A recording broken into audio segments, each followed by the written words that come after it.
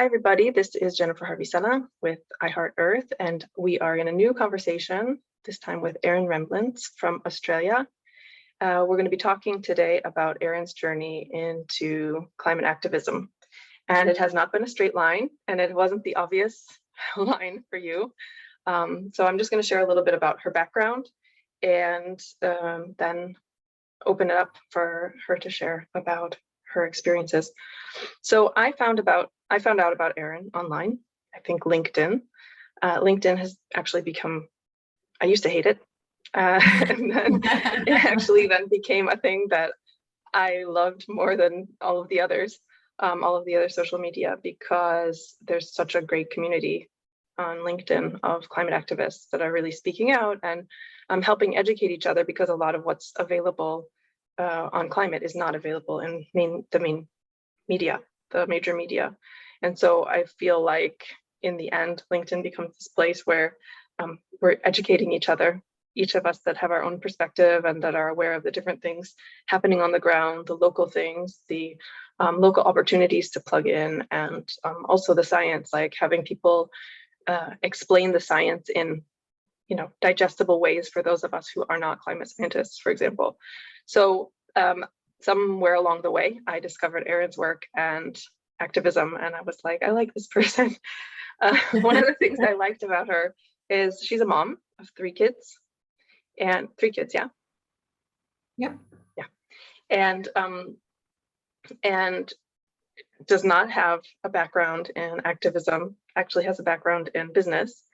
And so I got this, and also doesn't have like the academic background. We'll talk about it later. You've studied some degrowth and you studied business, but you don't have the academic background of like a climate scientist or somebody like this. And so I just felt like this is a person who wears her heart on her sleeve, and it's somebody I can really relate to, because I don't have the background either. And a lot of us don't. And a lot of us are just trying to figure out, how do we plug this into the skills and the life that we already have? And so, yeah, I was really drawn to Erin's approach for that. And then so I started following you, and you write articles on degrowth and other activism things, making us think about, what can we do? How does it work? What's going to happen if we don't do anything? But like I said, in a very digestible way. So here we are. I contacted Erin and said, hey, you want to have one of these conversations with me? And Erin, you were so gracious and said, yes, of course. So I'm really excited to explore your story together. We've done some prep discussion to lay out a little bit of what we're going to talk about, the themes we're going to explore. And I was so fascinated to learn about, how you got into this. And so one of the main things that you told me was like 5 years ago, and this is just 5 years ago, that you would not have really been able to say what climate change was. Like, yeah, you knew, like we all sort of know, but you sounded like you were a lot like me, like, okay, people who know about these things will deal with them, and I will do my life and let those people who know about these things deal with them, and I will be on with my life. And then you said that you read the IPCC report when your youngest was 5 months old, and it like woke up this thing in you that was like, okay, something must be done. I can't just keep waiting for the others to do something. Yeah. And then you said you got involved locally. You connected with a friend online about your feelings about this, and then you connected with a local group. And then that's kind of what started you in this direction. So I'd love for you to just share a bit about what that transition was like for you. Yeah. when you read that report and you thought, okay, this has to change, and how you got connected and how you started into activism. Because it's like not a straight line, I think, for anybody. And I think a lot of people would be very scared to do the kind of activism you do and the education that you do. I think they would feel really scared to speak out. So I'd love, for anybody listening who might be in those shoes, to hear from you what it was like for you personally. Yeah, so I think because I've worked part-time, but since the birth of my first daughter, I haven't been working full-time. And so like with my children, I'm busy, like my body's busy, but my mind isn't always busy. So I've kind of got this bit more free time sometimes mentally than I may have if I was working full time. And it's really given me the space to read more, to learn more, even think more. And it's no sort of surprise then possibly that it's because I'm not working full time that I've had this space to learn all this new stuff. And as you were saying, literally 5 years ago, I knew everyone knows that climate change is bad, right? But I don't think I could have told you what the greenhouse gases were and what they were doing in the atmosphere and what they were causing. Like certainly not in the detail I can now. And just that it was bad and it was a problem, and the Paris Agreement had been signed and it was sort of being taken care of. And then, as you say, I was putting my baby to sleep and I was walking up and down the hallway, doing boring things that need your body but not your mind. And I was reading the IPCC report. It was the special report into 1.5 degrees of warming. And it was actually an article based on the IPCC report, and it was written by David Wallace Wells, who's also written The Uninhabitable Earth, which is a real heart starter if you're needing to have your heart race. You can just pick that book up. It just outlines everything that would happen between 1.5 and 2 degrees, and that we're certainly not on track for 1.5, and many people think it's gone. Probably we're not even on track for 2, if I'm honest. I was just reading it, my jaw was dropping. I was like, oh, I didn't know about increased pandemics or increased diseases or travel from the tropics down to, well, for me down, for you guys up, as it gets warmer. Mosquitoes carry malaria and all this sort of stuff. I was like, I didn't know all of this. And it was sort of a conscious choice there. I think there was a friend that shared the article on Facebook, and I was just like, oh my God. And she's like, I know. And so I knew someone there who cared, and she and I would then sort of go, oh my God, did you see this article? And she'd share another horrible article with me, and did you see this article? I was like, we were just sort of learning together. And then there was a moment in Australia where the federal election was held sort of a few months later, and the climate change denying government got re-elected. And so for anyone who was already worried about climate change, it was pretty upsetting. And from there it galvanized a lot of people to be like, nah, this can't happen again. And so there's been a lot more community organizing and a lot more people trying to raise awareness about climate change, because obviously wasn't on enough people's minds perhaps the last time we went to election. And that's how I've met a lot of people locally. And I think meeting people, they're local, but I never see them face to face. Like, it all happens through a Signal chat group we've got. And every day, literally 10 times a day, someone's sharing something on there, or, talking about something they've done or whatever. And so we've become a bit of a support group for each other, all knowing that we've all got the same concerns and that we're not alone with those concerns. So that's been really helpful for me, to not turn away. So I think sometimes it's easy to be like, oh, it's bad, someone else will fix it, and then pretend it's not happening. But I kind of made a decision. I didn't want to do that. I didn't want to turn away. It didn't feel fair to everyone, including me, who's going to be affected by climate change, to pretend it wasn't happening. So that's been, a really valuable way to keep facing into it and not feel alone facing into it. Yeah, because when we were talking, when we were preparing for our discussion, our live discussion,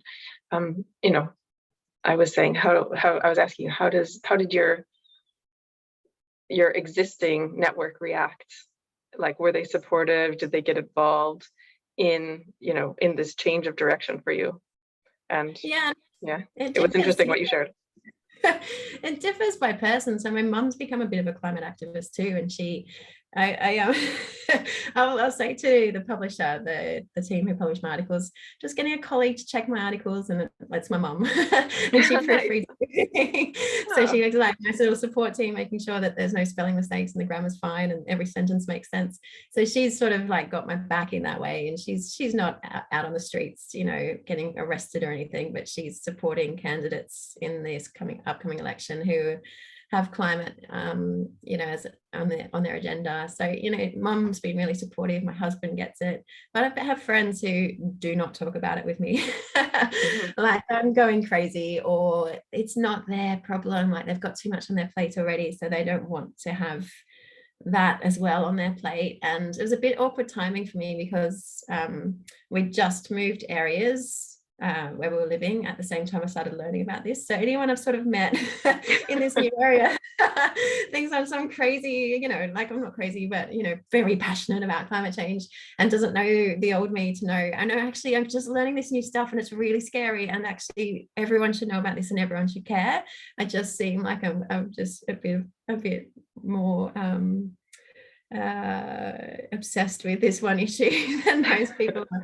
But it is what it is. I can't apologize and I can't be different. I don't think it's right to be different and just sort of look away. So that's it. It hurts your social credibility a little bit, but I'm fine with it. See. Well, I mean, and there's this, it seems like a phase transition, like away from value, I mean, prioritizing, I guess, certain relationships and then, or sharing the priority with other new relationships. And if I didn't have these friends that I speak to, several times a day through this signal group and, catch ups every now and then, it might be harder for me, but I do feel like I have these people who care as well and they've got my back, and the people close to me, my mum and my husband and my children, and some friends, not all of them, some friends, they get it too. So I just have to go, you can't win everyone.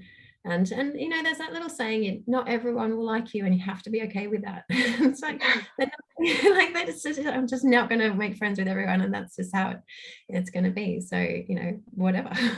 That's such a healthy approach. Not everybody can do that, because I'm like everyone, not everyone's going to like, yeah. No, I'm hearing so many people from, that I've worked with over the years that are like, but I have, they all have to like me, and if, like, I've had people tell me, like, if they post something and their friends don't react to it, like their existing friends group or, partner or parents or whoever don't react to it or react negatively to it, it brings them down so fast that it like scares them speaking out again. Yeah, and you do. Like, I've been sort of active on Facebook for a long time, and I swear there's heaps of people that have unfollowed me.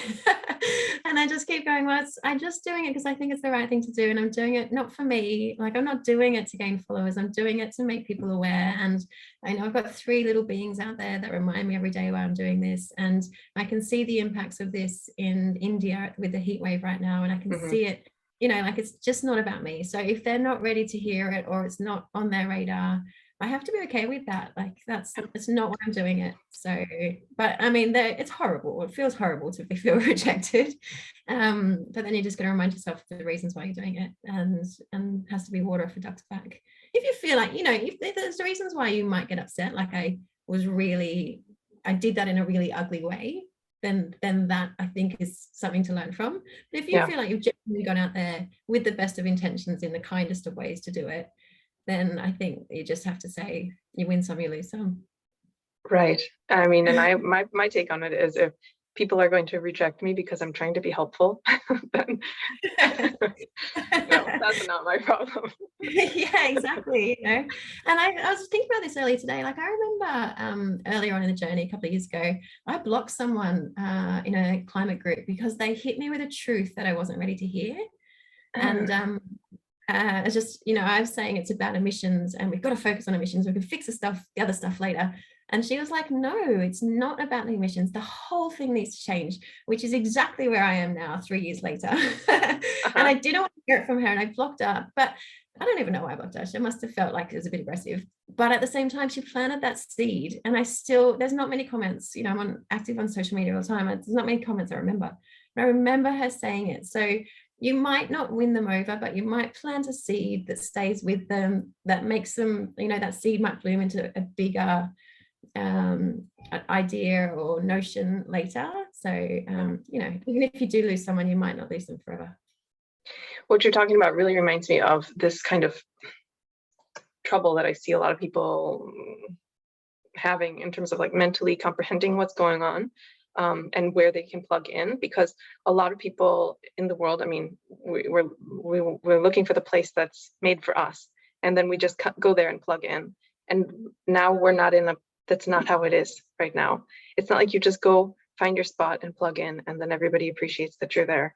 We're all figuring it out as we go. It gets a total chaotic transition individually and collectively. And I think, you had written about that in one of your articles, about this idea that you might not win over the hearts and minds of people today, but you might plant this seed that later on is really meaningful for them. And we had talked about this idea that it's not about you, it's really about in service of the change. And also speaking up for those who are unable to speak for themselves and defend themselves. Like we talked about animals, and we'll probably talk about veganism a little bit later, but it's like what I can see in your approach is just like, it's like, what can I do today? What can I say today? What is the one thing within my reach? It doesn't have to be this grand theory. It's smart and it's educated, but it's not like, okay, I have to have this grand theory, I have to have this program, I have to know exactly what my place in all of this is. It's like, I don't know, what is the thing today to talk about? Yeah. And sometimes I'm awake at 5:30, but I'm with the kids. I'm trying to stay next to them so they stay asleep for a bit longer or whatever. So I was like, well, I've got half now. What can I share in this half now? And phones are ultra portable, so you can do it while you're laying next to them and breastfeeding or whatever it might be. And it's that element of the best way to help anxiety about the ecological crisis is to be doing something. So I'm always like, this sucks. What can I be doing? And you can share this, so I can highlight this or whatever. And it's just my way of feeling like I'm doing something helpful in my capacity, because I can't, and I'm not even sure it's more effective, but I can't stand and hand out pamphlets down by the beach. I just don't have that availability. But maybe I'll reach more people not doing that. Maybe I don't have to feel like I might have to be away from the house to do it. Maybe I can do it online just as effectively. It's certainly something I can do more easily, and that's why I've tended to gravitate towards that rather than civil disobedience and things like that. It's a bit awkward for me right now. Not that I think it's amazing. I think these people are heroes. I'm not ready to do it yet, but I've dabbled in it, but I just don't feel like I can risk being jailed for a long time with the little ones. But I absolutely adore people who are doing it and support them, in other ways. Yeah. So just that little bit of what. Sorry. Yeah, go ahead. Just saying, sometimes to feel better, you have to feel like you're doing something. So it's whatever you might be able to do helps you and hopefully helps them too. Yeah, this is exactly what I was going to say. Like because if you're involved in it, you're learning about it, you're posting about it, you're having conversations about it. A lot of people worry that they will just get totally overwhelmed and get burnt out and become so like eco-anxious that they can't function anymore or something like this. Like I have people tell me all the time, I just can't handle the news. I can't think about it. I can't look at it. So yeah, besides, or maybe it's like a nuance of like how you take action, but besides action or within the action that you take, how do you deal with those feelings that come, like when they come up and they're, the kind of overwhelm is rising? I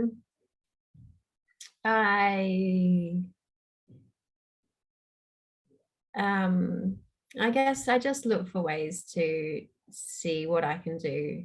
So, there's only a few things that I can do.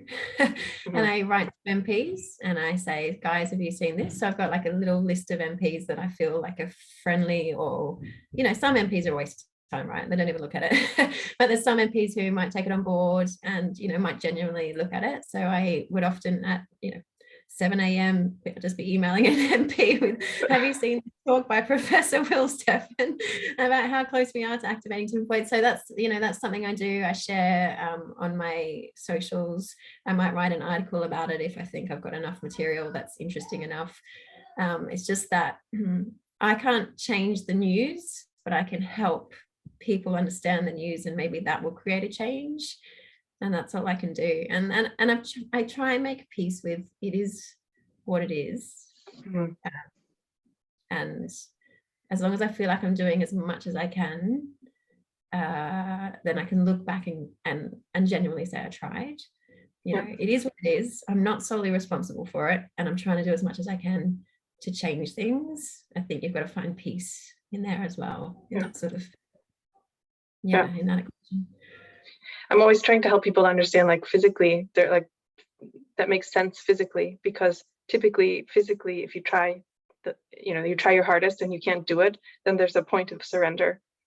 No, if you try your hardest and then, like, you've done everything you can, then there's usually like a point of surrender where you're calm, even with whatever happens, you did your best.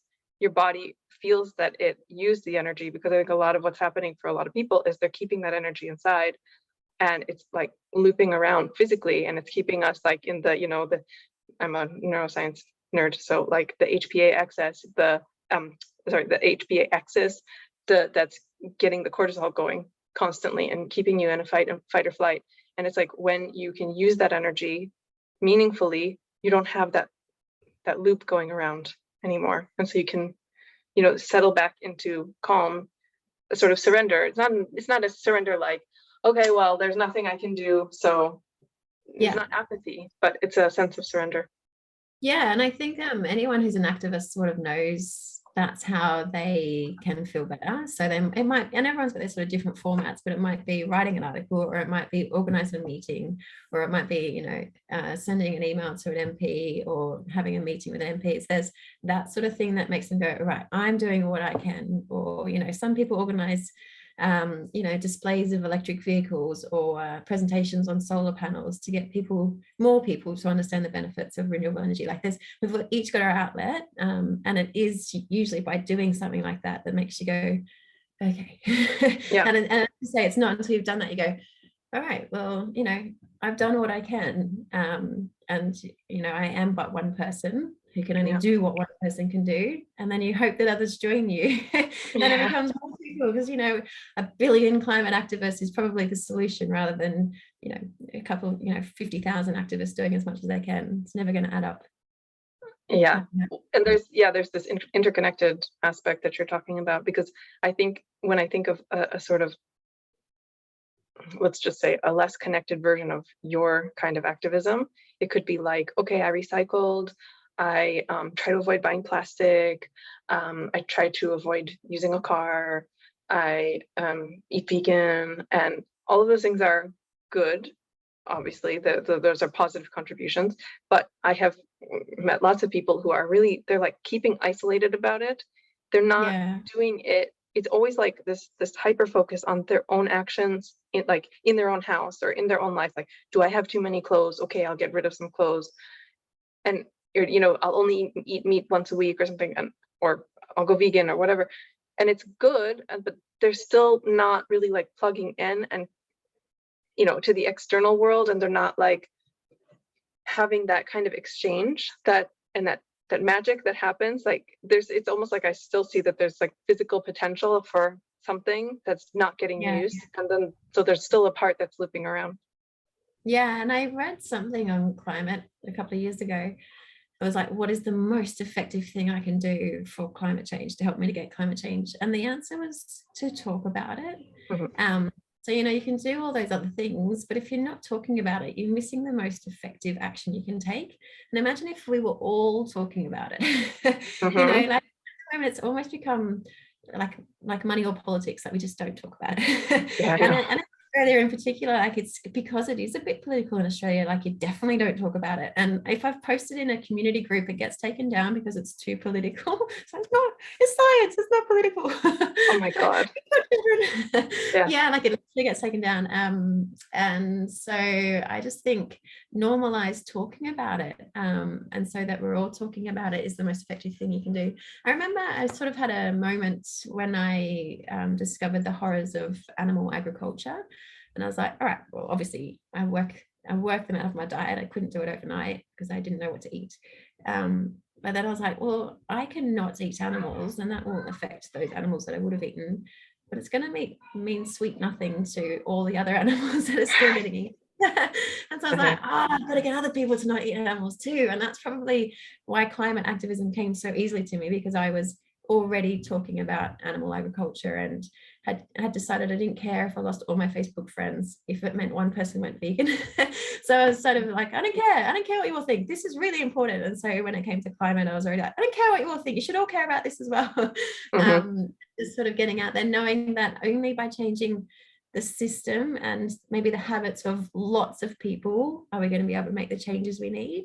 And I do what I can, like I am vegan, and you know, we hardly fly ever. I don't think my youngest has been on a plane. Like I do what I can. We buy renewable energy and stuff, but I'm not perfect, and I'm okay with that, because I could invest all my time being perfect and having no recycling, like nothing that needs recycling, or I can invest my time in trying to change the system and increase awareness beyond me, and that's where I've decided to put my time. And within the system, it's really hard to be perfect, you know. I mean, I think it's impossible. Exactly. So until we change the system, and imagine if you change the system, how many people you'd send perfect overnight, because you made that huge level of change. So I feel like that's the most effective place to put my efforts. Yeah. Was that like obvious to you from the beginning when you first kind of got into it, like that systemic change was? Well, no, because you said that the woman was like, no, it's not just about emissions, it's about systemic change, like blocking. Yeah, I'm not, it's just about emissions. I don't want to hear it. No, so before, you know, maybe in that period before I knew exactly what climate change was, but knew it was a problem, I watched this 12-minute documentary called Forget Shorter Showers. It was by Derek Jensen, I think his last name is. And it was just like, why on earth in this moment of profound importance do we all think taking shorter showers is the solution, when actually like it's this huge extractive growth driven economy and industrialization? And it was just like, oh yeah, right, like you've got a point. You know, and sort of in this 12-minute documentary, which is based on an essay that was first published, he was like, you know, none of these, he said, I live a pretty simple life too, but I'm under no illusion that that's all it's going to take for this system to be turned on its head. And I was like, yeah, they got that. And so it always comes back in my mind. It's like, you know, you can spend all your time being perfect individually, but it's not going to make a difference. If you want to make a difference, it has to be system change. Yeah, like so that we get this feedback loop that's like the systems changes make it so much easier for us individually to actually change meaningfully. Exactly. So was this how you got into degrowth? Like you were drawn to these systems change things, or how did it happen that you got involved in degrowth? I read 2 books about a year ago. One was called Full Circle by Scott Ludlam. He was a Greens senator in Australia. And that was a really powerful book. That was the one where I was like, I see, like growing 3% every year is a doubling every 23 or 24 years, whatever it is. And if you keep doing that again, that's 4 times bigger every 46 years, which is 8 times bigger, you know, 23 years it gets more, and then, you know, 16, and it's not going to work. Yep, I get it. And so his message was quite clarifying for me. And that for as long as we try and extract more and grow more, and when we've already reached the boundaries of the planet, it can't end well. And at the same time I was reading that, I had another book on to read, which was Less is More by Jason Hickel. And I read that shortly after, and that's very clarifying. Oh yeah. That is that's just like, oh yeah. And he's more scientific about it, and he just says it's not going to be possible to achieve the targets for 2 degrees of warming while we continue to grow our energy use. Like we just won't be able to decarbonize in time, which is a true point. But I also think, and he says probably too, why would we make it harder for ourselves? And, you know, we've set this limit of 2 degrees, but actually 1.5 isn't even safe. And if there's a way to get it closer to 1, why aren't we pursuing it? You know, like it's this whole idea at 2 degrees of warming, the Marshall Islands, not just the Marshall Islands, like lots of Pacific Island nations go under. And we could activate other tipping points, like who knows if we'll lose the Amazon rainforest or the West Antarctic ice sheet, or, you know, like some of these bigger, we've already lost the Arctic at 1.2 degrees of warming. Why are we taking these risks? So, you know, it's not possible possibly to decarbonize in order to achieve 2 degrees of warming, but also why are we even thinking that's a good idea when there's this way out, let's just not use so much energy. You see this chart energy use over the last 7 years, it just like it skyrockets. And I don't think our quality of life is dramatically better than, say, the 70s or 80s, like we could probably, with energy efficiencies and, some of the technology we've got, scale back our energy usage dramatically and not even know the difference. And you can see it between countries, like Australia in particular has got this crazy energy use and carbon footprint, and it's because of the way it's set up. Like, we all own cars. In fact, most families have 2 cars because the public transport's terrible and it's so like suburbanized, and the urban sprawl's enormous, but the public transport to get to and from is not there, and the community hubs aren't there. Like, if you want to go to the supermarket, you're driving 5 kilometers to get there. You're not walking from the corner to a small convenience store. It's just the way it's been designed and planned. And so trying to do that one-on-one, like, I drive a car because I wouldn't know how to get around without it. Whereas when I lived in London, I didn't use a car because I could get wherever I wanted to without one. And it's easier than driving. So if you've got those sort of system solutions, which makes sense and is what Degrowth advocates for, it can solve a lot of these issues. Yeah. So you were drawn into it, and I know you started studying it as well at the master's level. There was just a course run by the New Economy Network Australia, which goes by Nina Australia, Nina. Something like that.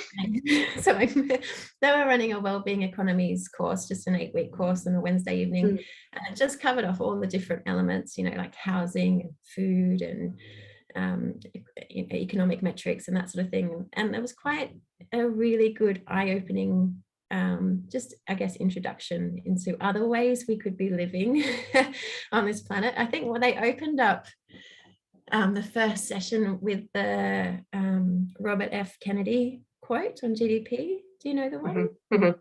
Yeah, and he's just, this was in 1968, and he stood up, he was running for president, he got assassinated before the elections. And he was saying GDP is just a terrible measure of all the things that make life worthwhile. And it was so amazing to hear a politician he wasn't a politician, but someone, going for the highest levels of office in the United States saying something like that. I was like, where are those politicians now? Because all we hear is about how amazing GDP is and how we need economic growth. And we don't, we're forgetting all the things that make us human in the process of just growing economies endlessly forever, seemingly. Yeah, but I mean, when you say that out loud, people get panicked. Many people get panicked.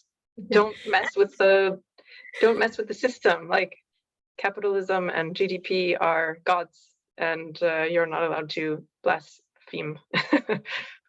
Yeah, and I guess the longer that we're used, so GDP is a metrics, I think it began in like 1950, sort of shortly after the war, World War II, but now we've had it for so long that for many of us it's all we've ever known, even though it's only really been in use for a single human lifetime. It's become such a part of our culture that we don't know how to live without it. Humans have been around, basically the same format as we are now for 200,000 years. And so for 70 of those years, we've used this really actually very harmful measure we call it well-being, but it's not linked to human well-being at all. And now we think we can't live without it. It's so lacking in imagination to think there's no other way we could measure the well-being of society. And there's heaps of metrics out there. I'm not the first person, obviously, to talk about it, but there's a metric called the Genuine Progress Indicator, which covers a much broader range of things that actually do genuinely assess how a country is performing in terms of the well-being of its citizens and the health of the planet. Yeah, I mean, talking about the mental health, like the health and the mental health, this is one of the things that I've done my career as a psychologist. I can really attest to the fact that things aren't, it's not like things got so much better with the more that everybody got. They haven't. No, I think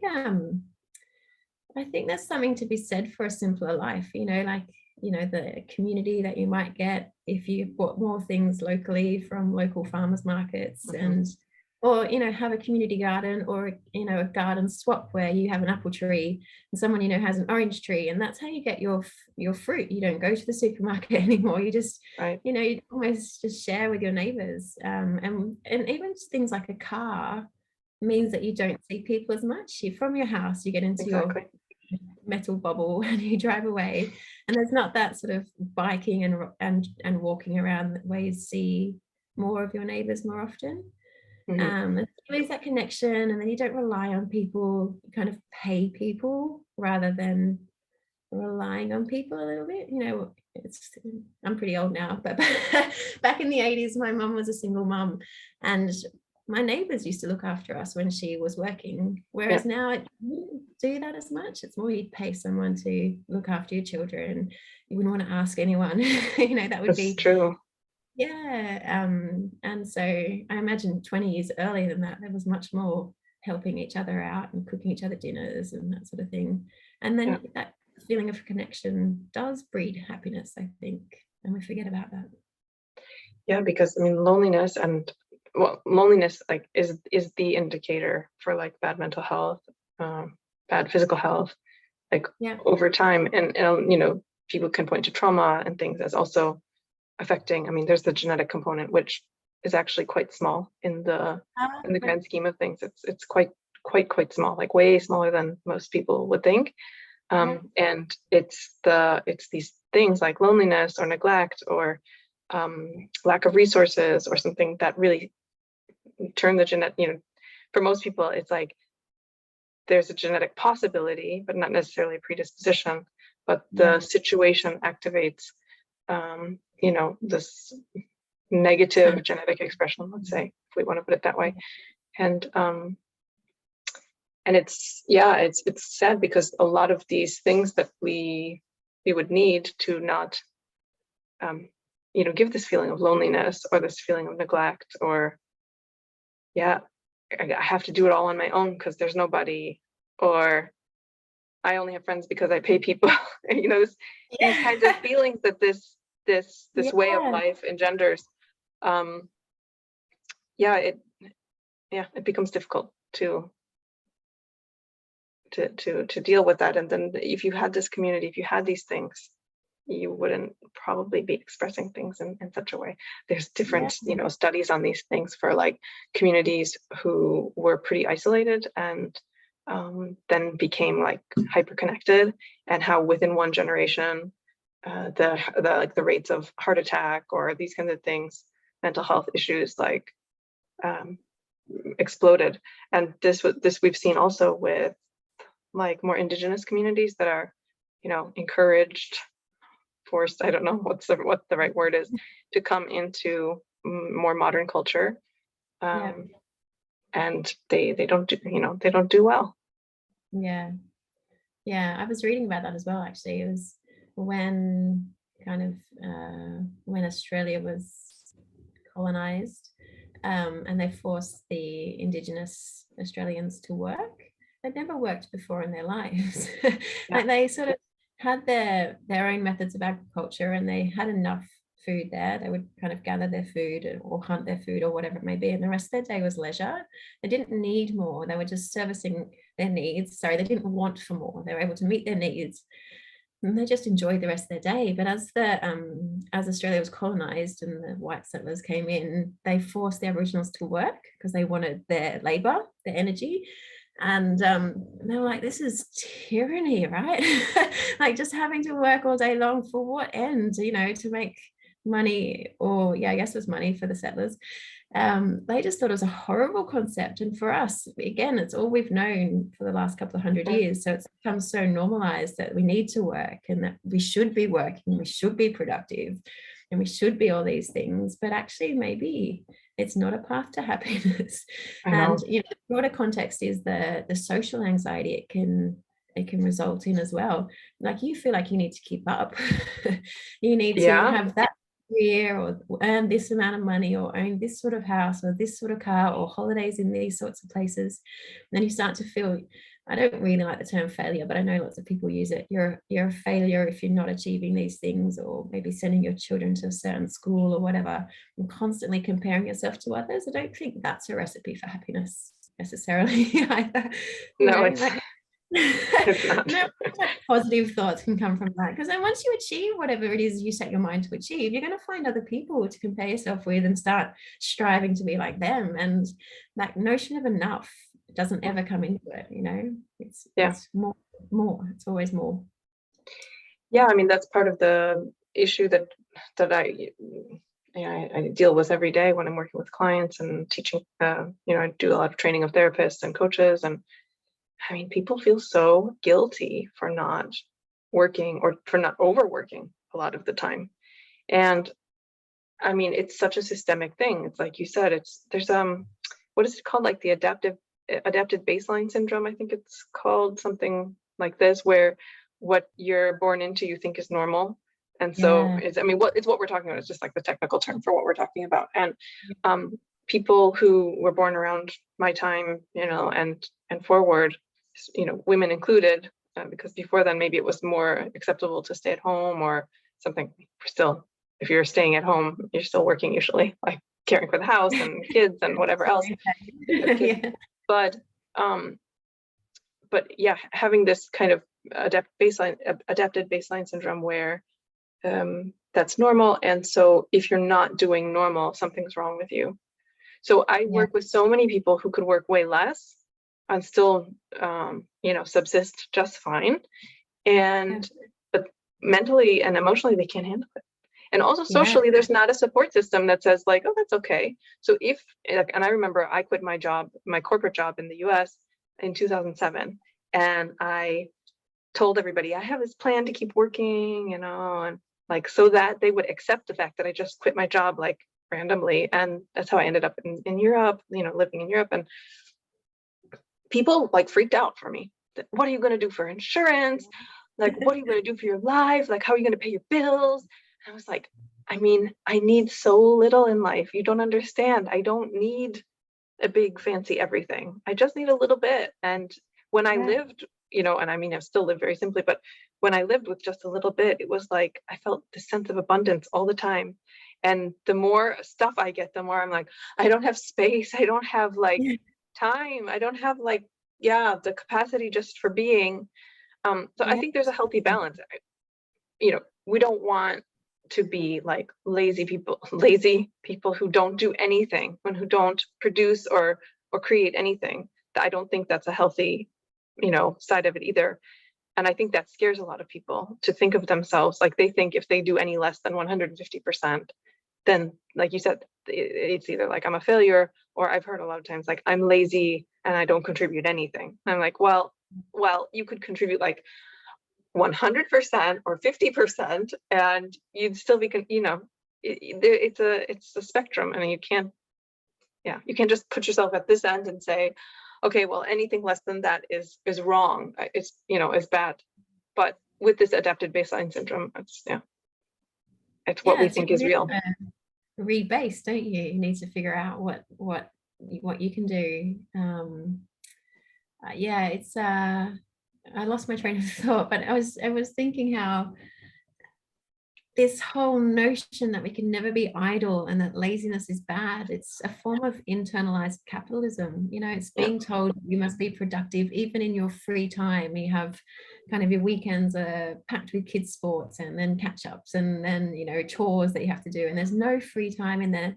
And I almost think it's a part of the reason why a lot of people don't have time for the ecological crisis. Like, they're too busy packing their lives full of things so that they feel like they're being productive members of society. And the flip side of that is the more productive society is, the greater the ecological crisis. So it's that actually we need everyone to slow down, and we need to stop judging people for, I mean, there's lots of things we can do that will benefit the ecological crisis, but they don't pay very well. And there's not many jobs in that area because most jobs are provided by the private sector. And it is the private sector that requires capital growth.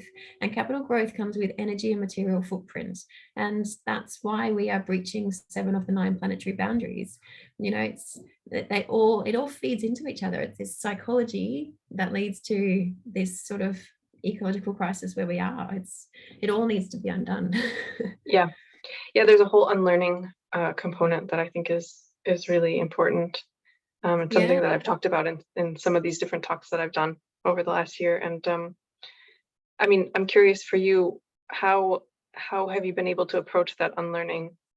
Like, you read these books and obviously connecting with other people. Have there been other ways that you've been able to, like, I know you blocked the person at first and that was like, okay, wait, so what are some of the ways that you were able to soften up? Because I think, when we have these fixed beliefs, then even though we might not even know that we have them because it's just like this adaptive baseline syndrome, but it feels like physical. I mean, it is physical. It's in our neurons, like it's in a configuration of our neurons. It's like, okay, this is the reality that you're working from. So I think, I mean, in my experience, there's a lot of softening that has to happen to say, okay, I'm open to exploring the idea that things could be different, but that can feel really scary for a lot of people, and it can also feel overwhelming. So how was this for you, this part of it, this softening part and relearning? I was probably on my Is it probably ongoing? Yeah, it's absolutely ongoing. And before children, I was quite the corporate, worker, and I'd do the 5 days a week, 9 or 10 hours a day sort of thing. But it was also quite unfulfilling. I'd walk into the office and I'd have to really tell myself that I had a good job and I should be really grateful for that good job, because often I'd think, what is the point of selling more of, name whatever I was selling, because I was working in fast moving consumer goods. So is this really the best way to use my finite time on this planet? And don't think about it, go in and earn the money because you need to buy a house, or whatever it was that I had, society, the goals that we set for ourselves based on society's kind of the demands it puts on us. But then I had my daughter and I couldn't imagine putting her in daycare 5 days a week. And at that point I moved from London to Sydney to facilitate being able to not work 5 days a week. London's pretty expensive. Not that Sydney's not. And from there I was kind of like, I know that I can't get the same job that I could have previously, like the opportunities for a part-time worker, especially entering a company, not going back to a company, they're different. But I still couldn't imagine, by then I had 2 children or 3 children or whatever, I still couldn't, they're only littles, I couldn't imagine putting them in daycare 5 days a week. So I was kind of reconfiguring my life. We live in a 2-bedroom house, there's 5 of us, but that was what we needed to do at the time to be able to have the opportunity to spend more time with them. So I was on that path already, thinking I don't want to not have to work. I don't think working is what is best. Working full time is what is best for my family. And so that sort of made sense to me, but there's still that sort of sense of, all right, well, today we have to do this and then this and then this, because I'd grown up, and even through my studies, like it was very important to be productive all the time and be studying every spare minute. And then through work, it's always, get this done and get this done and this done. And it's only really since these sort of studies that I've been doing in the last year where you go, if you'd like to have a nap today, why don't you? If having a nap today will make you enjoy your afternoon more, that's okay. Like it doesn't have to be, when the baby sleeps, you vacuum, and when the baby sleeps, you cook dinner. Like it's just learning that actually it's okay to do things that make you feel good. And these, it's a cultural thing. Like in Italy, there's a word for it in Italian, and I don't know it, but it's sort of just laying flat and just letting that. It might be il dolce far niente. Yeah, it might be. They say, like, it's just like the sweet doing nothing. That's it. That's exactly it. And that is how they plan to spend their time. And there's literally nothing wrong with that. So yeah, I'm trying to be incorporating that into my life a little bit. Like, we don't need to do 5 things on Sunday. We can just do one really nice thing together, and then everyone can find something that they enjoy doing, and just take it easy. Yeah, I guess that's sort of how we're applying it in our lives. Yeah. It's very powerful because it's about that softening. I mean, I find that when you Yeah. do soften, I mean, this is just across everything, across relationships, mental health, physical health, like when we soften toward ourselves and soften toward our life and our expectations, yeah, somehow there's space for new awarenesses to come in. Like, you go, oh, Yeah. this And I think, feels different, like, because, and it's a body learning, because a lot of people, they'll say, I know I need to get more rest, I know, and I'm like, yeah, but do you know it in your body? And they're like, no, my body's saying, I've got to go, because if I don't, I'm going to be a lazy person or something. And I'm like, well, you have to know, you have to feel it physically in your body that rest is a good thing. You physically desire it, but you can't feel that unless you actually slow down. So it's kind of like, again, you have to get enough space so that the positive cycle starts. yeah, absolutely. And it's that sort of element of kindness starts with you. If you can be kind to yourself, you'll find that you're kinder to other people. And if you have more compassion for yourself, then you'll find that you're showing more compassion to others. So I think it's probably no coincidence that as we've become harder on ourselves and expecting more from ourselves, then we start to show these sorts of traits to other people, and expect more from other people, or become maybe more judgmental of other people, and less empathetic, because that's how we're treating ourselves. So, if you want to change, that has to start from within.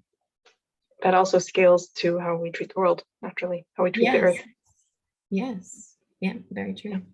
And I do think that is one of the harms of capitalism, that we've internalized the idea. Sometimes I hear it described as the culture of uncare. Like, we've internalized the idea that, we have to be completely demanding on things, on ourselves, on other people, on the systems, on the earth, like, all again in service of the GDP. Damn GDP. I know. Yeah. Yeah. And so, yeah, then it's just the cycle, and we kind of become immune to it. Yeah, I've been reading this really powerful book over the last few days. It's called Bright Green Lies. Have you heard of that? Mm-hmm. No. And I feel a little bit embarrassed that it's taken me so long to get to the perspective they're sharing in the book. But it's a really beautiful perspective, in that the climate movement is very much often about humans at the moment. And it's not about the planet and the creatures that call the planet home. It's like, and that sounds so crazy, but like there's a gazillion insects and butterflies and turtles and all these creatures call the planet home, and they get so forgotten in the whole conversation. All we're worried about is how we're going to source our energy. And I don't very often hear, and thankfully it does fit in with degrowth, which is kind of where my heart is at the moment. Why do we need so much energy? And who gets harmed in the creation of this energy? And are we thinking about anyone except our human desire to be able to have a hot shower every day? And I'm being dramatic, because when we degrow, it's not the hot showers that we cut out, right? It's the industrial crap, not crap, it's excess industrial stuff that we don't live happy, healthy lives. But it's become very human centric. And I think that what we're talking about here, in reversing the uncare and starting to care more, would be a really beautiful place to be, because I had forgotten, I'm not speaking for everyone, about there's so much more than us at stake. And I wish they were a part of the conversation more often.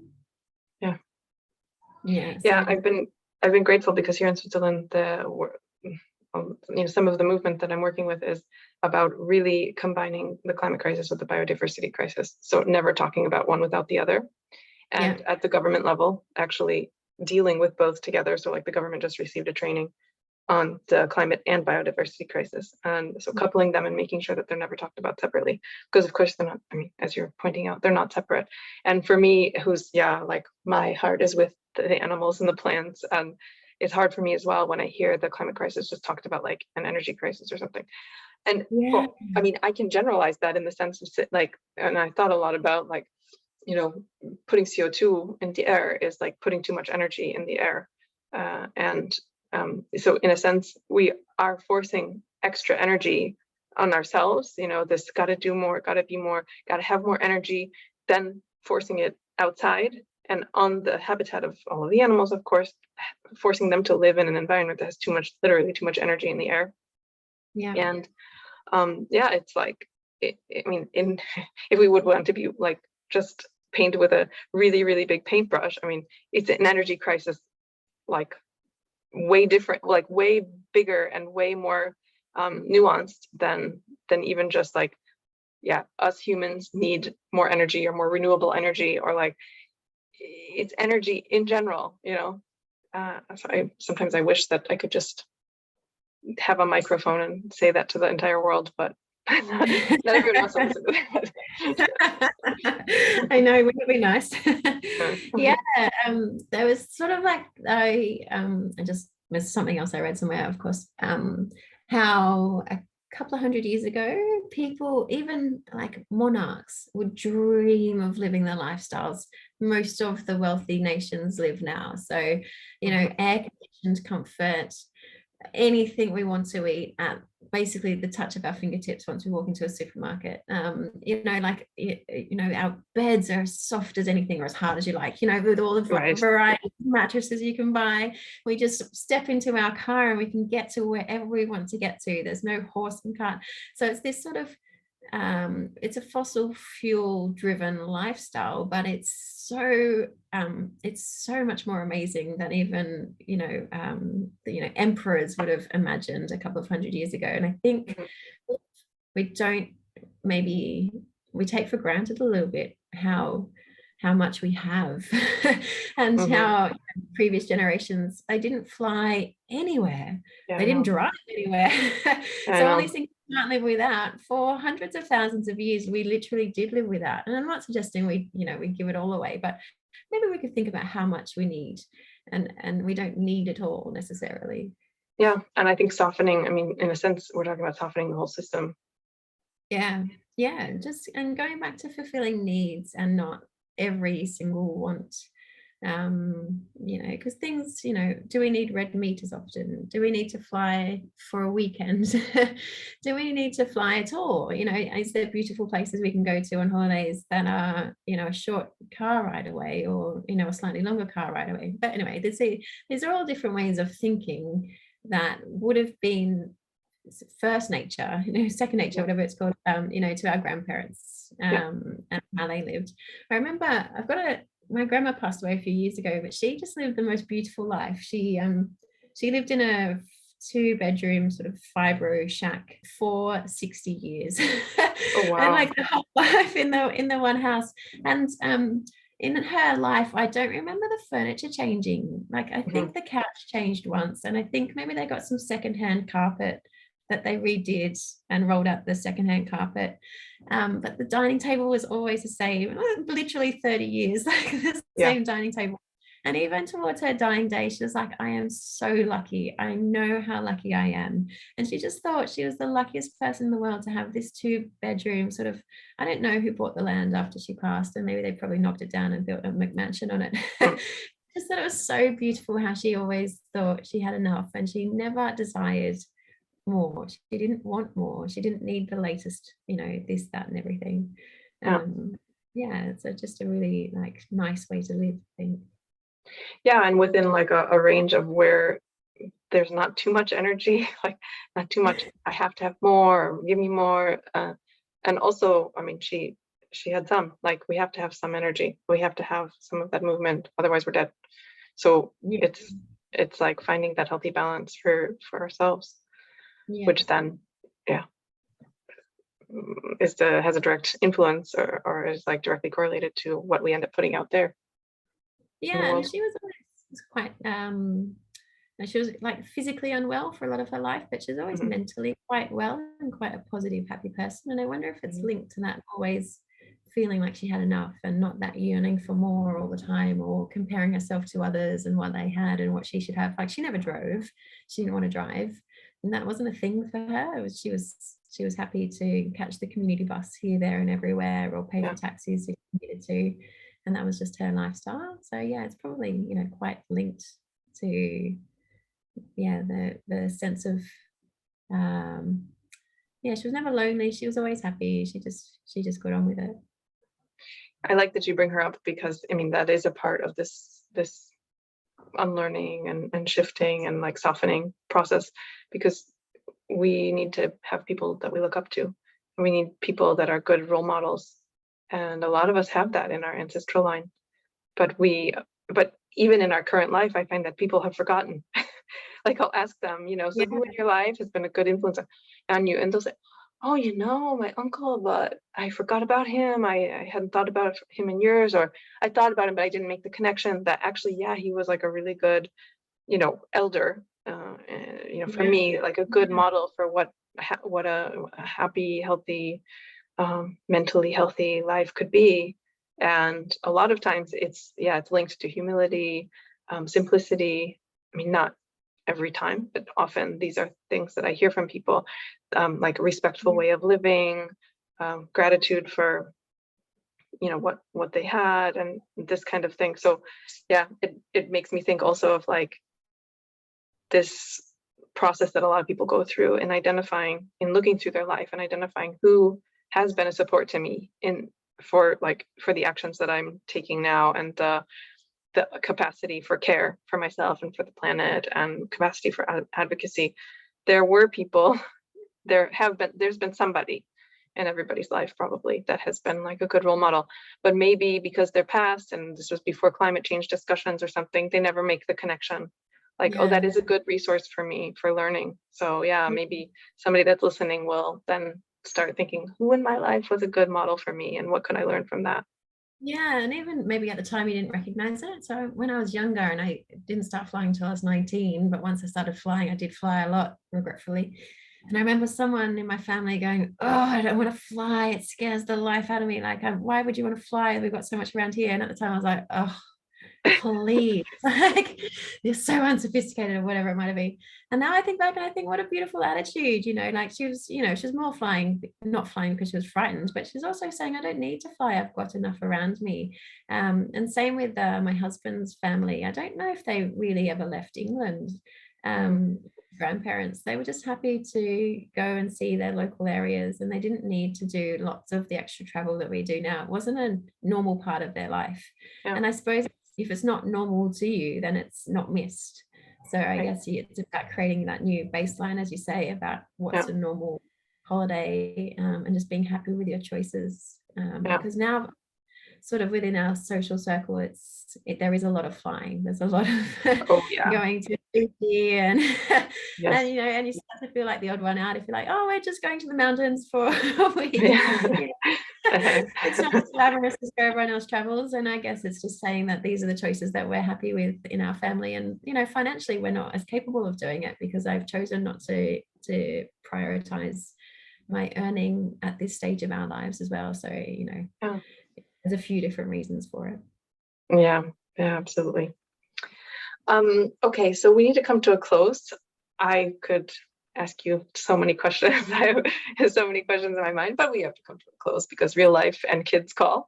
But I'm curious, you know, what are some of your favorite, you've mentioned like Less is More and Full Circle, and now you're reading Bright Green Lights. What are some other of your favorite resources that you have explored to really help you in doing some of these changes that we've talked about and navigating these interesting waters? So there are 3 good books. I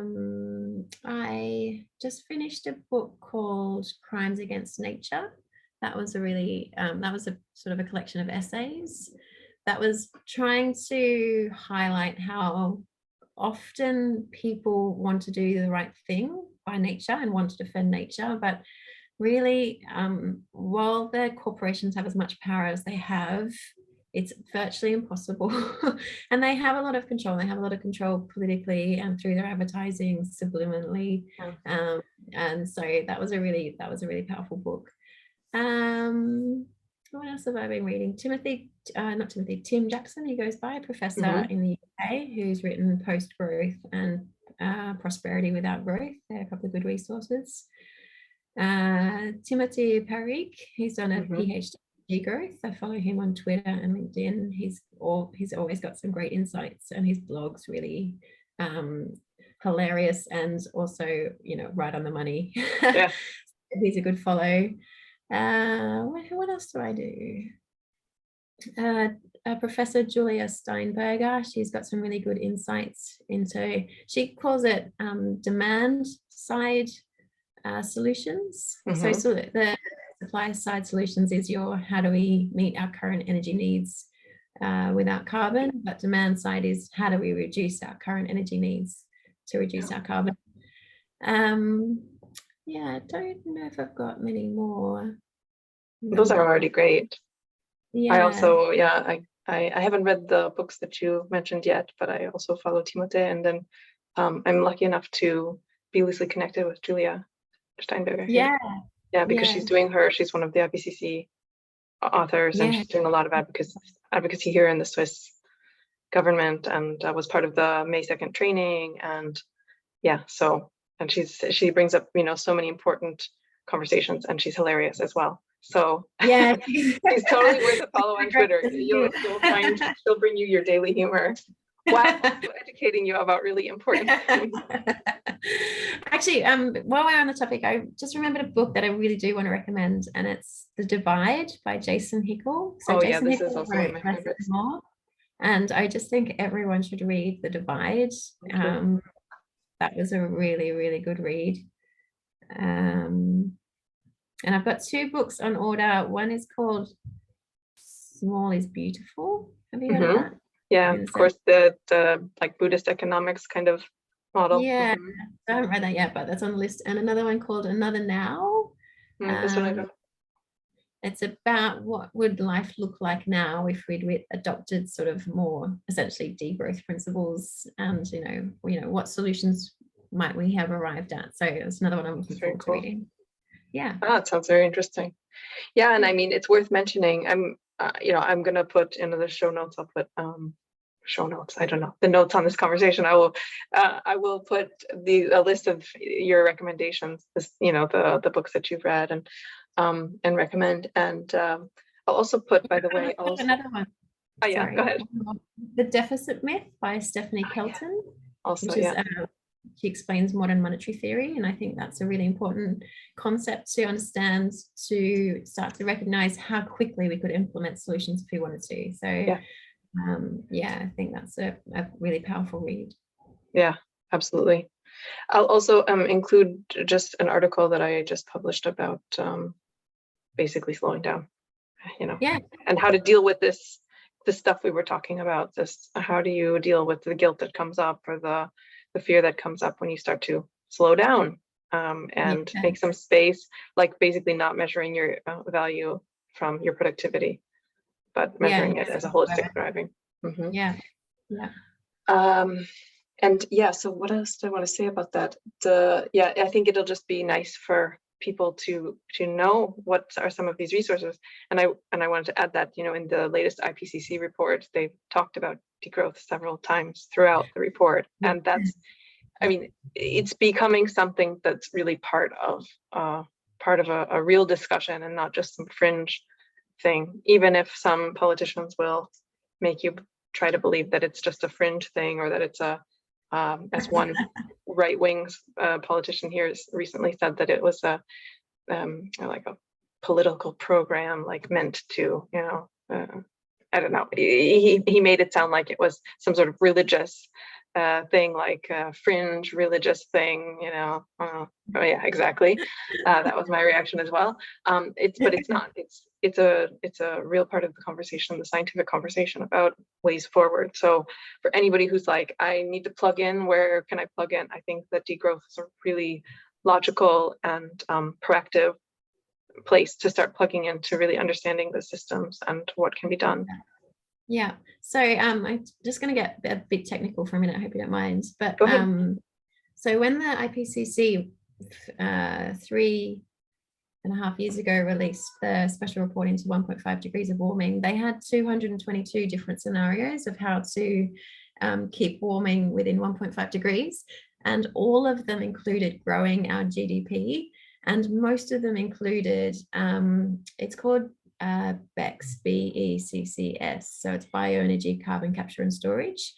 And from my reading of Less is More, it would literally require land the size of up to 2 times, the land mass of India to be able to produce enough of this BECCS to be able to draw down the carbon so that we can keep burning, so keep producing energy. And at that time, they hadn't even considered the possibility that we might just not use as much energy and not put as much carbon in the atmosphere at the same time.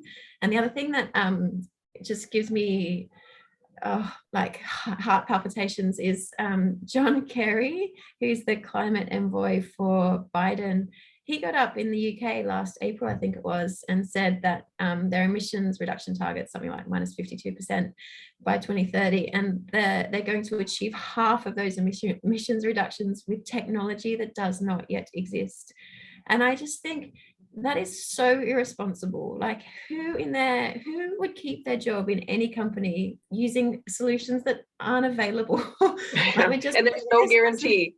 There's no guarantee. Quite improbable that they'll be available. And like, it's not like we've just found out about climate change and there's a pretty good chance that we can develop some technology if we put some investment behind it. And not to say the investment's there where it should be anyway, but we've known about this for more than 3 decades and the technology is still not there. So how, knowing what's at stake and how easily we can activate global tipping points that literally will rise sea levels by 6 meters, even more eventually, can we be placing bets on technology that doesn't exist rather than consider the possibility of just using less energy? It really blows my mind.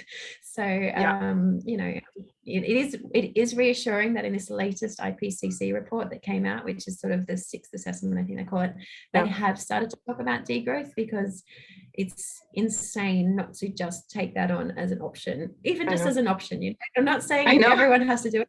So hopefully we will, but if we can say, land mass twice the size of India and, growing the same monocrop on that land mass is a good idea, then we can also say that perhaps using less energy is also a good idea, or betting our ability to achieve these emission reduction targets with, then so surely you must be just using a bit less energy. I know. And I mean, we were talking about your grandma and like and also like all of humanity's history before our emissions went crazy. And yeah, I mean, it worked for them. Like, why do we have to reinvent the wheel in the sense, like, we could just kind of scale back? Like, it just seems like so logical, and especially with how much energy is just plain wasted, like stores being lit up at night that nobody's in there, just even those things. Like it is. Yeah. I know. I'm having trouble with internet. Why are cities lit up at nighttime? Like, turn the lights off. I know. And that's another thing that we're in trouble, guys. Stop burning all this energy. There's another stat that I find mind-boggling, is that our emissions today globally are 60% higher than they were at the Rio Earth Summit held in like 1990 or 92 or whatever it was. Like, literally, we've not only managed to decrease our emissions globally, they're 60% higher, which means that we've put more emissions into the atmosphere since 1990, so since knowing about the problem, than we have in all of human history prior. Like, we know about the problem and we're just not doing the right thing to solve it. I know. So let's just go back to the energy we were using in 1990, right? We're not talking about going back to the same energies in 1750.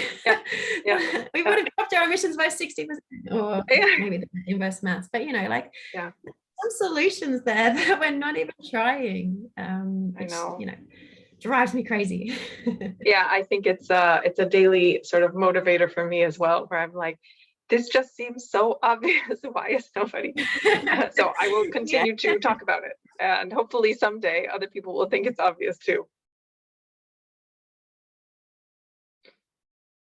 Yeah, I know. I was reading something about, you know, like we grow, I don't know, pears in Australia, and then we ship them to Thailand to get put in little plastic containers, and then they get shipped to the UK to get sold. Or there's something, I was watching a film that said, you know, one country makes the same amount of beef that they import. Like they're shipping they're exporting the same amount of beef that they're importing in. It's like, maybe they could just sell their own beef, you know.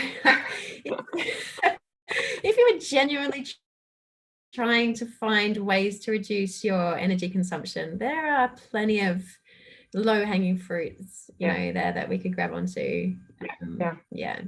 I don't think we're genuinely trying just yet. No, not yet, but hopefully those of us who are shouting about it out there, or lovingly educating, or some combination of all of these things, hopefully it's going to make, you know, it's going to help people to be thinking about it and seeing where they have influence and what they can do. Yeah. Well, I really appreciate you taking the time and energy to sit down with me and have this public conversation. It was really fun chatting to you. Thank you for having me on. Yeah, it's been my pleasure. And for everybody who wants to follow Erin's work, you're available on Twitter and on LinkedIn. Where else are you? Those are your two main places to be active, yeah? Yeah. Twitter, Facebook, and LinkedIn, just sort of shouting out from any opportunity, from any social media platform I can find. Yeah. So yeah. Yeah, and you have your articles on various, like Illuminum is one place that you publish, and I'll put a list also in the notes, the conversation notes, where people can go read some of what you've written. Yeah. Yeah. Thank you. Yeah, and for everybody who's listening, come join the conversation. We have interesting people. We're having good conversations. It's very edifying and good for our mental health and physical health to be connecting like this, and good for the world as well after, you know, whatever emerges from this kind of connection. Okay, well, thank you, and bye everybody. Bye. Thank you.